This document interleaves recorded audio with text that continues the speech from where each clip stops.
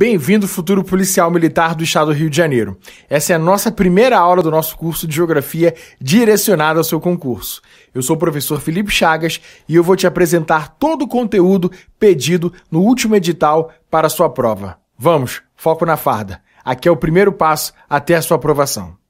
O edital quer que você entenda as características físicas do estado do Rio de Janeiro, as características gerais do território fluminense. E vamos começar com a sua localização.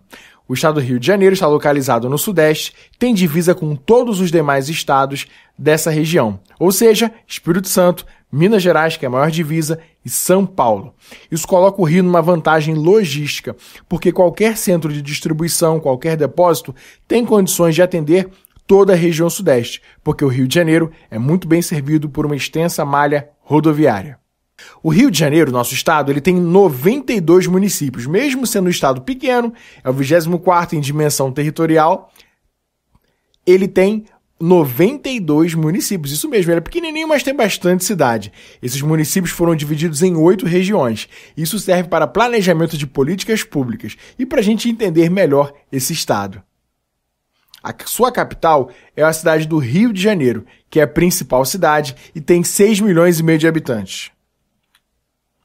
Analisando o quadro físico, esse quadro geral do território fluminense, vamos começar pelo litoral. Esse litoral que tem 836 quilômetros, ele é cortado por 3 baías, que são muito relevantes na economia do estado.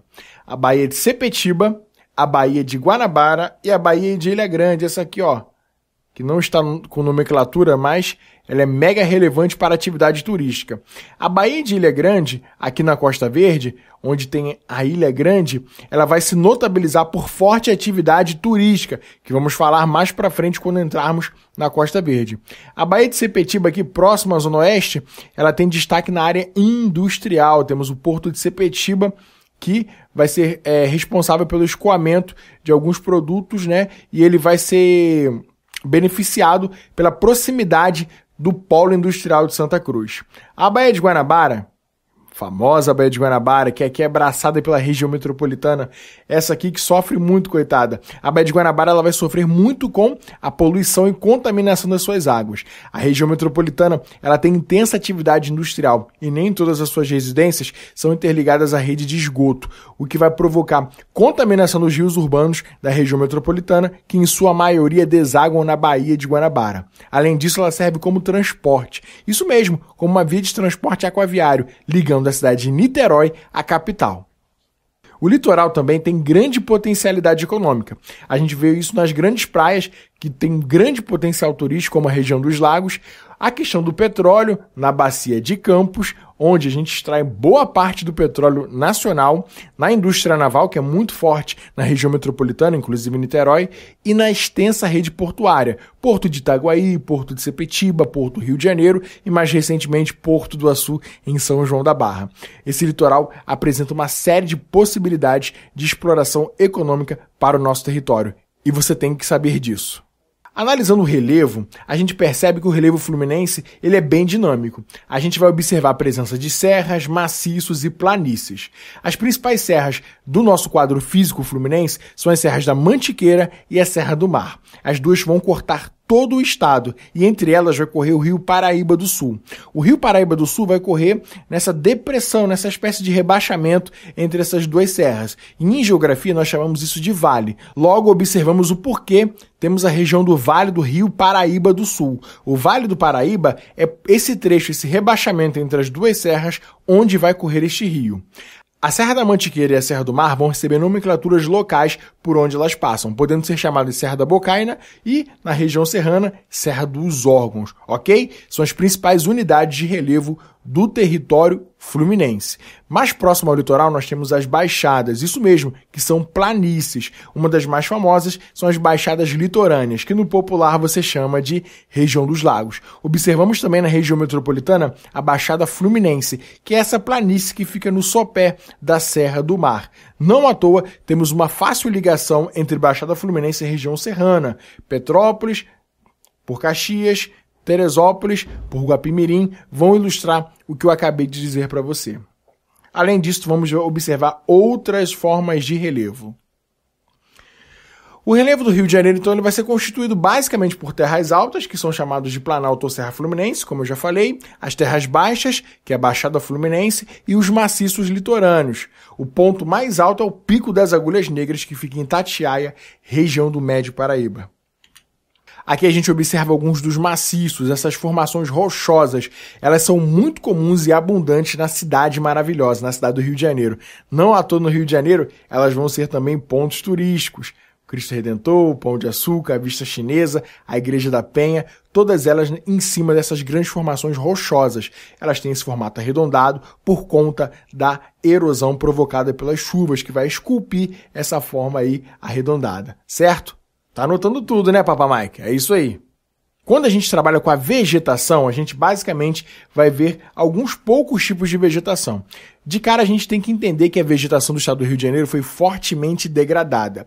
A vegetação que mais sofreu com devastação é a vegetação predominante, que é a Mata Atlântica. A Mata Atlântica é majoritária, ela predomina no estado do Rio de Janeiro, tá? Mas ela foi historicamente devastada pelos ciclos da cana, ciclos do café, pela pecuária e mais recentemente pela expansão desordenada das nossas cidades, que vai retirar a cobertura vegetal para a construção de prédios, casas, bairros. Isso também vai acontecer nas favelas, onde nas encostas de morro essa vegetação vai ser retirada. Isso ajuda a entender a causa de alguns deslizamentos. Por isso, deslizamento nas favelas não é apenas uma causa social, mas é uma causa socioambiental. A combinação da ausência de políticas públicas para a moradia, mais a degradação da vegetação, explicam esses incidentes que costumam acontecer no verão, quando o volume de chuvas é bem maior.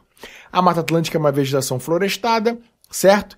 Grande, árvores grandes, de grande porte, densa. A gente observa tanto na Costa Verde como na capital, na Floresta da Tijuca, que é a maior floresta urbana do planeta.